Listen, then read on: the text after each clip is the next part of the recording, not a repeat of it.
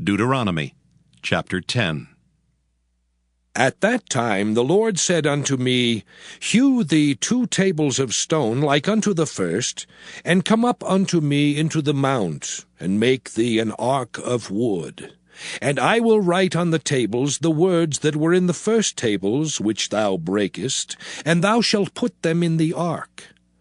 And I made an ark of shittim wood, and hewed 2 tables of stone like unto the first, and went up into the mount, having the 2 tables in mine hand.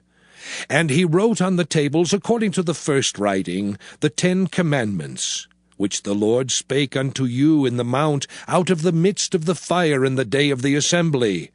And the Lord gave them unto me. And I turned myself, and came down from the mount, and put the tables in the ark which I had made. And there they be, as the Lord commanded me. And the children of Israel took their journey from Beeroth of the children of Jaakan to Mosera. There Aaron died, and there he was buried. And Eleazar his son ministered in the priest's office in his stead. From thence they journeyed unto Gudgodah, and from Gudgodah to Jotbath, a land of rivers of waters. At that time the Lord separated the tribe of Levi to bear the ark of the covenant of the Lord, to stand before the Lord, to minister unto him, and to bless in his name unto this day. Wherefore Levi hath no part nor inheritance with his brethren. The Lord is his inheritance, according as the Lord thy God promised him. And I stayed in the mount, according to the first time, 40 days and 40 nights. And the Lord hearkened unto me at that time also, and the Lord would not destroy thee. And the Lord said unto me, Arise, take thy journey before the people, that they may go in and possess the land which I swear unto their fathers to give unto them. And now, Israel, what doth the Lord thy God require of thee, but to fear the Lord thy God, to walk in all his ways, and to love him, and to serve the Lord thy God with all thy heart and with all thy soul, to keep the commandments of the Lord, and his statutes which I command thee this day for thy good? Behold, the heaven and the heaven of heavens is the Lord's thy God, the earth also with all that therein is.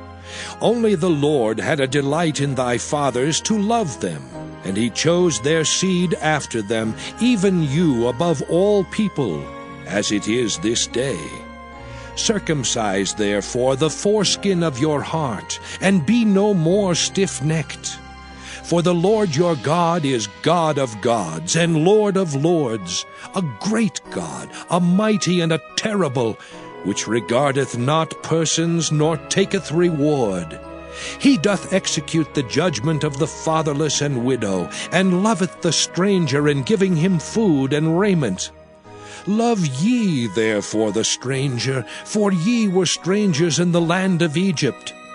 Thou shalt fear the Lord thy God, him shalt thou serve, and to him shalt thou cleave and swear by his name.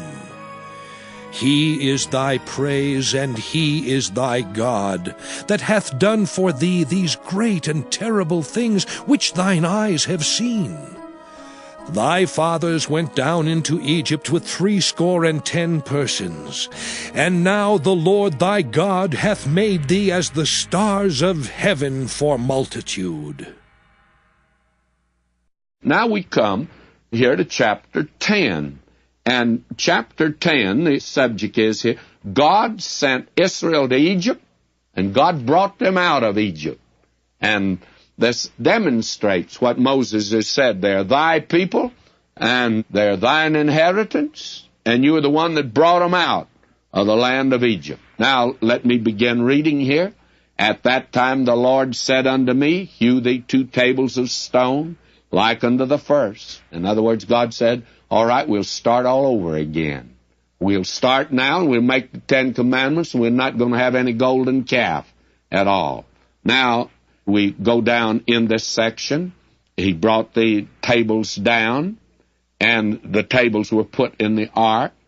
And the children of Israel then continued their journey.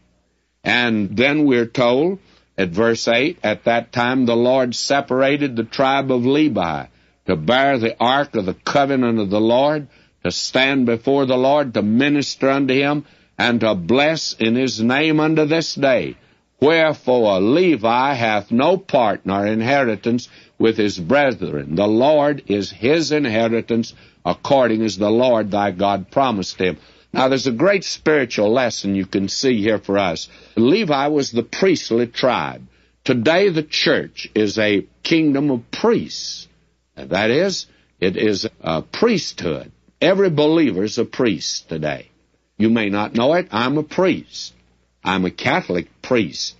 But I'm not a Roman Catholic priest, because Roman means specific, Catholic means general. And I'm a Catholic priest, and you are, if you're a believer today, by the way. Now, Levi was to have no inheritance. God was their inheritance.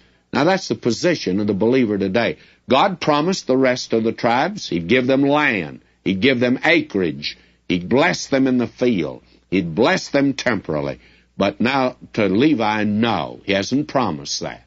And to us today, we're blessed with all spiritual blessings in the heavenlies. That's important to see. Now we have in verse 12, I should say, in chapter 10, and this is not the gospel. You and I ought to thank God for it, because if it depended on this, you and I wouldn't be blessed very much. Listen now, and now Israel, what doth the Lord thy God require of thee, but to fear the Lord thy God, to walk in all His ways, to love Him, and to serve the Lord thy God with all thy heart, with all thy soul, to keep the commandments of the Lord and His statutes, which I command thee this day for thy good. And if they had kept them, they would have been blessed. When they broke them, judgment came upon them. This is not the gospel. God, for 1,500 years, demonstrated through those people to the world, to you and me today, He can't save you by law, because these people, under favorable circumstances, in a land geared to the law, were unable to keep it. And if they were unable to keep it, you and I are unable to keep it. Thank God He saves by grace today and not by law. In fact, He never saved any of them by law. It was always mercy and grace to them, looking to the coming of Christ to die on the cross. Now, verse 18, he says here, He doth execute the judgment of the fatherless and widow, and loveth the stranger, in giving him food and raiment. God loved the stranger, and He reminded these people that they were strangers in the land of Egypt. He says, Love ye therefore the stranger, for ye were strangers in the land of Egypt. Thou shalt fear the Lord thy God, Him shalt thou serve, and to Him shalt thou cleave and swear by His name. And the Lord Jesus turned here to answer Satan, you remember. You see, the book of Deuteronomy, the Lord Jesus sure was familiar with it, as I think every Israelite was in that day.